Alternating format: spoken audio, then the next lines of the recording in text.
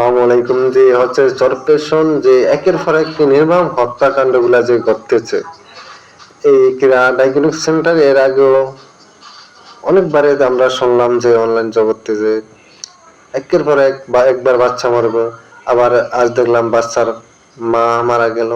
এই যে টিকটকার আখি, এর কি কোনো কি আইনি ভাবে কোনো ব্যবস্থা নেওয়া যায় না?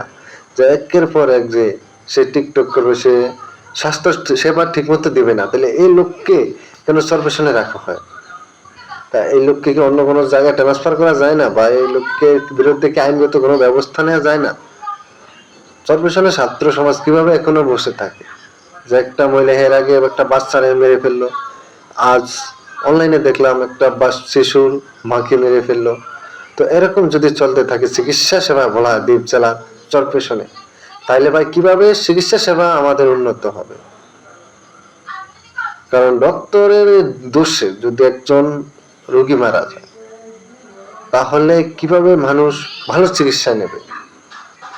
তো আমি চরপেশন উপজেলার সকল ছাত্র সমাজ যারা আছেন এবং রাজনীতিবিদ সকলকে অনুরোধ করব, এর বিরুদ্ধে যত দ্রুত সম্ভব আইনগত ব্যবস্থা নেন। না হলে একের পর এক চরপেশনের মানুষকে নির্মম ভাবে হত্যা করার চেষ্টা করবে।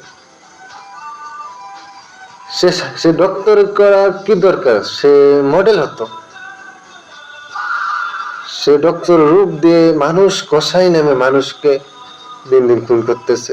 এর বিরুদ্ধে যদি আমাদের ব্যবস্থা না নেওয়া হয়, তাহলে তো একের পর এক আরো হত্যা পারবো, বিভিন্ন মানুষ মৃত্যু এর হাতে দুটো একটা নবজাতক শিশু এর আগে মৃত্যুবরণ করেছে, আজকে বাচ্চার মা মৃত্যুবরণ করে। তো এর বিরুদ্ধে কি কোনো আইনগত পদক্ষেপ নেওয়া যায় না? চরপেশন উপজেলার যারা আছেন সকলে আমি মনে করি এবং প্রশাসনিক এই দৃষ্টি আকর্ষণ করছি যে আপনারা দ্রুত সম্ভব চরপেশনের মানুষকে বাঁচান। কারণ এমন ডক্টর দরকার নাই যার হাতে মানুষ মৃত্যুবরণ করবে। হয়তো মানুষের হায়াত যেই কদিন আছে সে ততদিনে বাঁচবে, তবে আবার এর মধ্যে কিছু কথা আছে। কথাটি হচ্ছে যে কিছু মানুষ যে হাতের ভে শেষ করে দেয়, তাহলে তার বিরুদ্ধে তো অ্যাকশন আমাদের নিতে হবে। তো এর বিরুদ্ধে যত দ্রুত সম্ভব চরপেশন উপজেলার প্রশাসনের দৃষ্টি আমরা আকর্ষণ করছি, যত দ্রুত সম্ভব এই আখি আক্তারকে আইনগত ব্যবস্থা আনা হয়।